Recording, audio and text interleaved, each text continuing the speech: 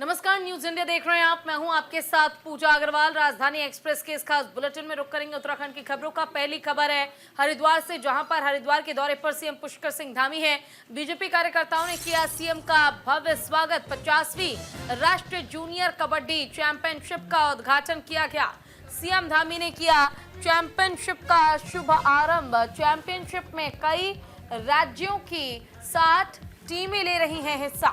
8 से 11 जनवरी तक होगा चैंपियनशिप का आयोजन। 38वें राष्ट्रीय खेलों का पीएम मोदी करेंगे शुभ आरंभ। सीएम धामी ने पीएम मोदी का आभार जताया है। तो उत्तराखंड के मुख्यमंत्री पुष्कर सिंह धामी हरिद्वार पहुंचे हैं। भेल हेलीपैड पर बीजेपी पदाधिकारियों और कार्यकर्ताओं ने उनका भव्य स्वागत किया। मुख्यमंत्री ने वंदना कटारिया स्टेडियम में 50वीं राष्ट्रीय जूनियर कबड्डी चैंपियनशिप का उद्घाटन किया। चैंपियनशिप में देश के विभिन्न राज्यों की 60 टीमें हिस्सा ले रही हैं और स्टेडियम पहुंचने पर सांस्कृतिक कार्यक्रम प्रस्तुत करने वाली छात्राओं ने पुष्प वर्षा कर सीएम का स्वागत किया। उद्घाटन कार्यक्रम के बाद मुख्यमंत्री पुष्कर सिंह धामी प्रेमनगर आश्रम स्थित अखिल भारतीय विद्यार्थी परिषद के प्रांतीय अधिवेशन में प्रतिभाग करेंगे। वहीं 38वें राष्ट्रीय खेल के शुभारंभ का आमंत्रण स्वीकार करने पर सीएम धामी ने पीएम मोदी का आभार जताया है। प्रधानमंत्री नरेंद्र मोदी ने मुख्यमंत्री पुष्कर सिंह धामी से 38वें राष्ट्रीय खेल, राज्य के विकास और शीतकालीन यात्रा समेत कई महत्वपूर्ण योजनाओं पर चर्चा की।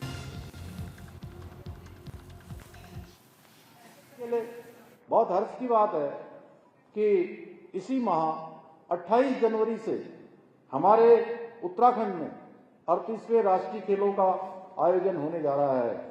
इस आयोजन के लिए हमारी सरकार ने अवस्थापना सुविधाओं में लगभग 500 करोड़ रुपए की धनराशि खर्च की है।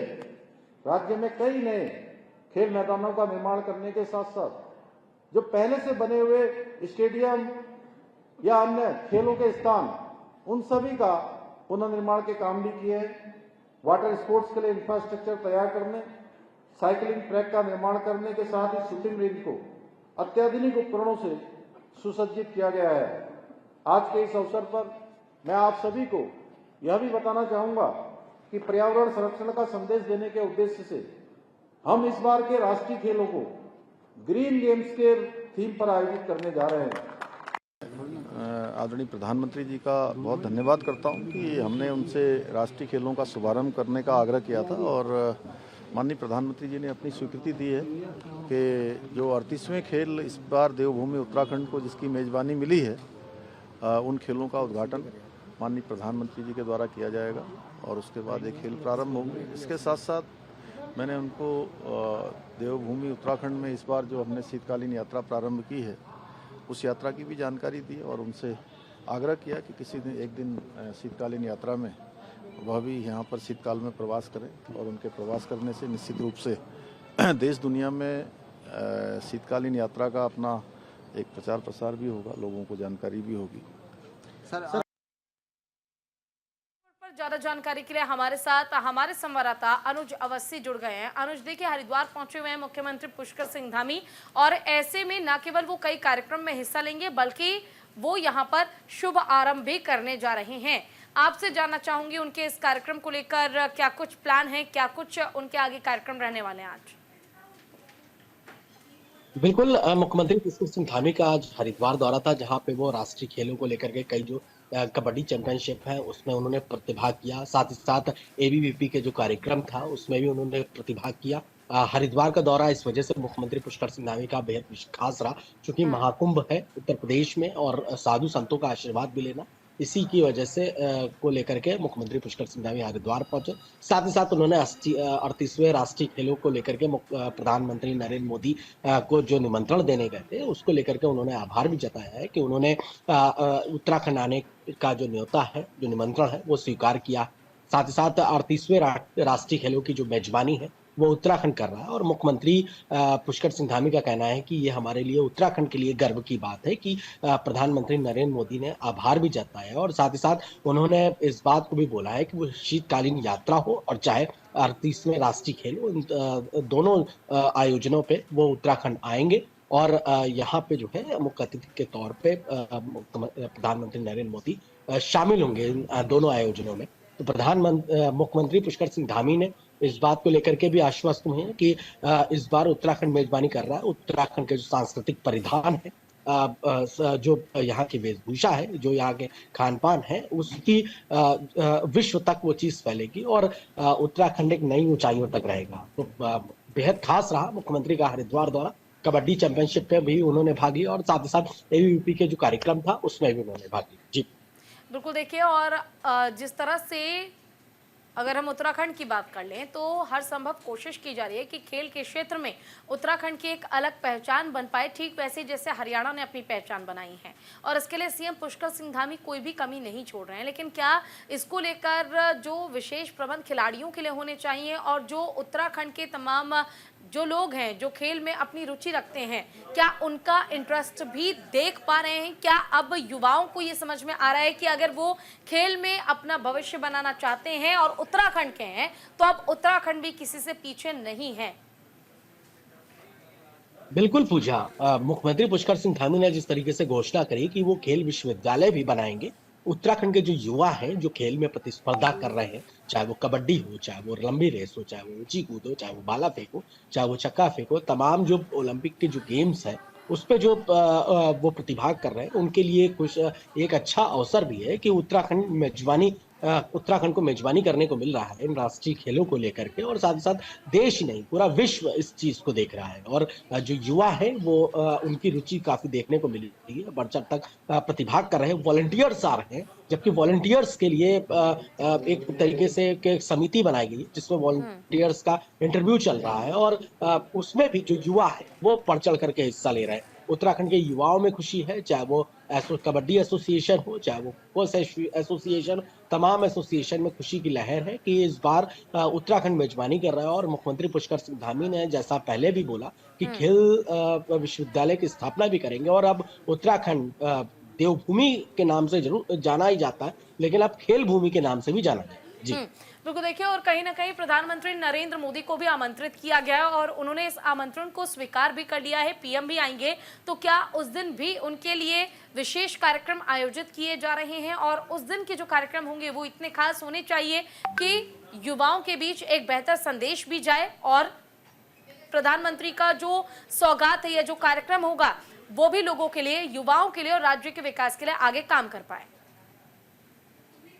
बिल्कुल, प्रधानमंत्री नरेंद्र मोदी चूंकि डबल इंजन की सरकार है और मुख्यमंत्री ने उन्हें निमंत्रण पत्र भेंट किया राष्ट्रीय खेलों में आने को लेकर के और प्रधानमंत्री ने इस बात के लिए हामी भी जताई कि हम शीतकालीन यात्रा हो और चाहे राष्ट्रीय खेल हो, दोनों आयोजनों में हम आकर आएंगे। और मुख्यमंत्री पुष्कर सिंह धामी ने प्रधानमंत्री नरेंद्र मोदी का आभार भी जताया है कि उन्होंने वो उत्तराखंड आएंगे और राष्ट्रीय खेलों की मेजबानी करेंगे। तो उत्तराखंड का उनका विशेष नाता रहा है, हृदय में रखते हैं प्रधानमंत्री नरेंद्र मोदी उत्तराखंड को और लगातार ऊंचाइयों पे बढ़ रहा है। और अगर कार्यक्रमों की अगर बात करें तो जिस तरीके से चलिए ठीक है, आप हमारे साथ बने रहिए, आगे भी आपसे अपडेट लेंगे। तो कांग्रेस में नहीं थम रहा है नाराजगी का दौर, ये अगली बड़ी खबर है। अब पार्टी के एक और नेता खफा हो गए हैं। प्रदेश उपाध्यक्ष धीरेन्द्र प्रताप ने कांग्रेस से दूरी बना ली है। स्टार प्रचारकों की सूची में नाम न शामिल होने से नाराज हो गए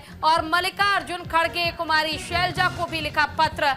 वफादार कार्यकर्ताओं का सम्मान होना जरूरी है। तो नगर निकाय चुनाव के एन वक्त पर कांग्रेस में नाराजगी थम नहीं रही है। प्रदेश कांग्रेस कमेटी की ओर से जारी स्टार प्रचारकों की सूची में नाम शामिल नहीं करने पर प्रदेश उपाध्यक्ष धीरेन्द्र प्रताप खफा हो गए। उन्होंने राष्ट्रीय अध्यक्ष मल्लिकार्जुन खड़गे, प्रदेश प्रभारी कुमारी शैलजा को भी पत्र लिखा है। धीरेन्द्र प्रताप ने कहा, कांग्रेस में वफादार कार्यकर्ताओं का सम्मान होना चाहिए। यही कारण है कि पार्टी में कई सालों से काम कर रहे नेता अपमान महसूस कर दूसरे दलों में जा रहे हैं। प्रदेश कांग्रेस ने निकाय चुनाव के लिए 40 स्टार प्रचारकों की सूची जारी की है। उसमें पार्टी के लिए समर्पित नेताओं की अनदेखी की गई है। वहीं इस मामले पर कांग्रेस के प्रदेश अध्यक्ष करण मारा का कहना है कि ये बात बिल्कुल गलत है कि उनकी अनदेखी की जा रही है। उनको पूरे गढ़वाल मंडल की जिम्मेदारी दी जा रही है।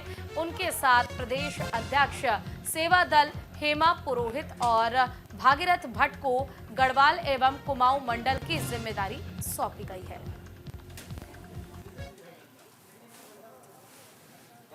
बिल्कुल गलत है, नाराज नहीं है। मेरी उनसे कल भी बात हुई, आज भी हुई। किस तरीके से समाचार लिखा गया मुझे पता नहीं, लेकिन मैं आप लोगों को बताने में मुझे हर्ष है कि धीरेन्द्र प्रताप हमारे वरिष्ठ नेता हैं, आंदोलनकारी भी हैं। उनको हम पूरे गढ़वाल मंडल की जिम्मेदारी दे रहे हैं। हेमा पुरोहित जी जो हमारी सेवा दल की सम्मानित अध्यक्ष हैं, लंबे समय से अच्छा काम कर रही हैं, उनको और आदरणीय धीरेन्द्र प्रताप जी को गढ़वाल मंडल के वरिष्ठ प्रभारी बना के भेजा जा रहा है। वो गढ़वाल मंडल की सारी जो सीट्स है, चाहे नगर पंचायत है, नगर पालिकाएँ हैं, नगर निगम है, उनमें जाके चुनाव संचालन को देखेंगे और वहाँ किस तरीके से गतिविधियाँ गतिमान हों उसको वो देखेंगे। कुमाऊं में हमने भागीरथ भट्ट जी को और सतीश ननवाल जी को ये जिम्मेदारी दी है। वो भी वरिष्ठतम हमारे प्रभारी हैं और वो पूरे कुमाऊं में दोनों लोग घूम घूम के लोगों को जिताने का काम करेंगे। और इसी पर ज्यादा जानकारी के लिए हमारे साथ हमारे सहयोगी अनुज अवस्थी जुड़ गए हैं। अनुज, देखिए फिलहाल कांग्रेस में जिस तरह से सीनियर नेताओं की अनदेखी की बात सामने आ रही है, और न केवल अनदेखी बल्कि ये कहा जा रहा है कि पुराने नेता या फिर वरिष्ठ नेताओं का सम्मान नहीं किया जा रहा, ये क्या पूरा मामला है?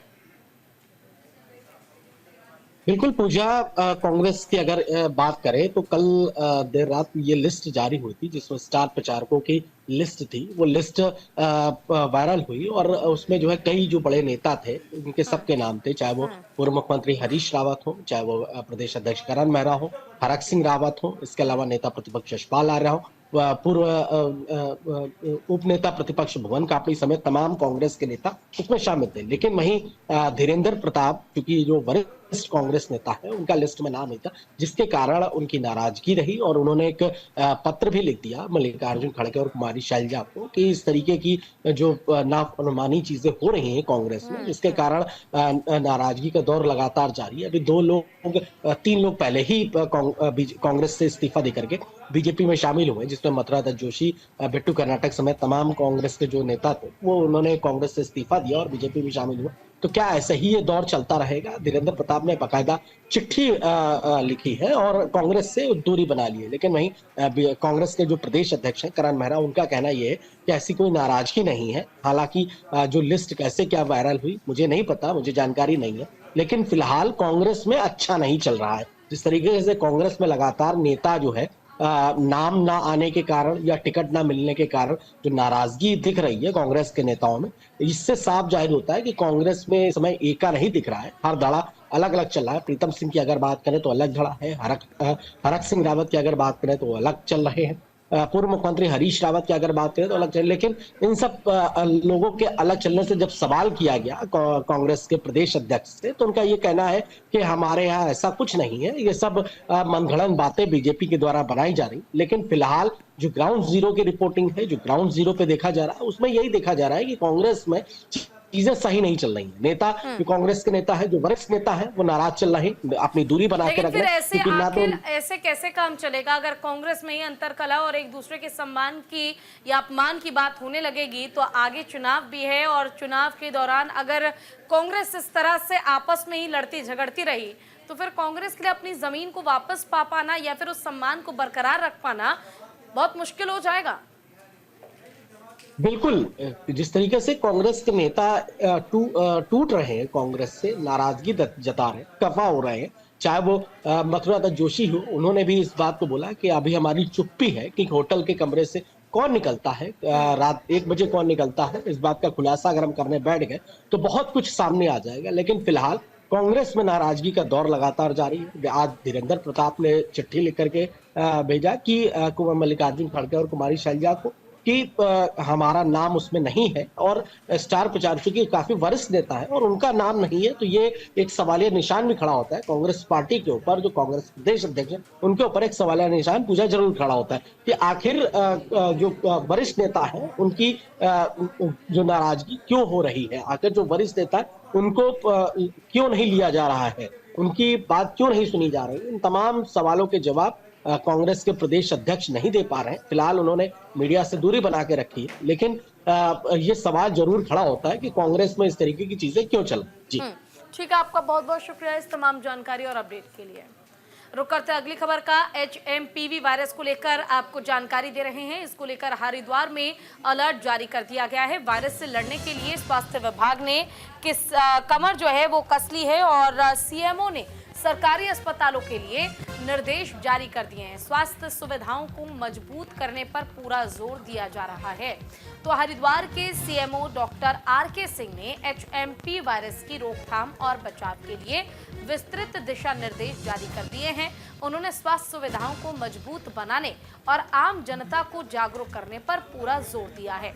डॉक्टर सिंह ने जानकारी दी कि जिला अस्पताल, उप जिला अस्पताल, सामुदायिक स्वास्थ्य केंद्र और प्राथमिक स्वास्थ्य केंद्रों के प्रभारियों को स्पष्ट निर्देश दिए गए हैं कि वो पर्याप्त स्वास्थ्य सुविधाओं की व्यवस्था सुनिश्चित करें और इसमें isolation bed, oxygen bed, ICU bed, ventilator, oxygen plant और सिलेंडर की उपलब्धता सुनिश्चित करना शामिल है। इसके अलावा इन्फ्लुएंजा और निमोनिया जैसे संक्रमण के प्रसार को रोकने के लिए आम जनता को जागरूक करने के निर्देश भी जारी कर दिए गए हैं। उन्होंने कहा कि संक्रमण से बचने के लिए लोग स्वच्छता का पालन करें और भीड़-भाड़ वाले स्थानों पर जाने से बचें।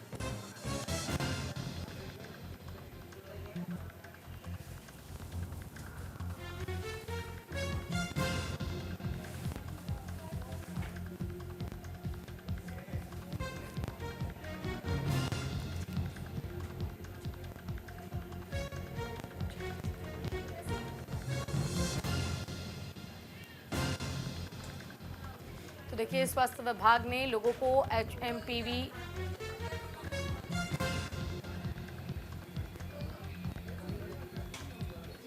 लिए अभी SOP जारी की गई है हमारी राज्य सरकार के द्वारा, जिसको कल मेरे स्तर पर सभी चिकित्सालयों को निर्देशित भी कर दिया गया है।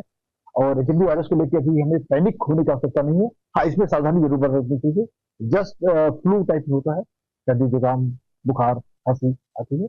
इसको नॉर्मल यदि हम अपनी साफ सफाई मेंटेन रखें, जैसे कोविड में करते थे, एक मास्क लगाना, एक सैनिटाइज करना और स्वच्छता का ध्यान रखना और प्रॉपर एक इम्यूनिटी बढ़ाने के लिए जो कुछ हम कर सकते हैं, प्रॉपर डाइट लेना, तो इससे काफी हद तक आपको रिलीफ मिलेगा। और अभी तक कोई भी व्यक्ति उत्तराखंड में ग्रसित नहीं, साउथ ईस्ट। इसके लिए देखिए, इसकी कोई ड्रग नहीं है।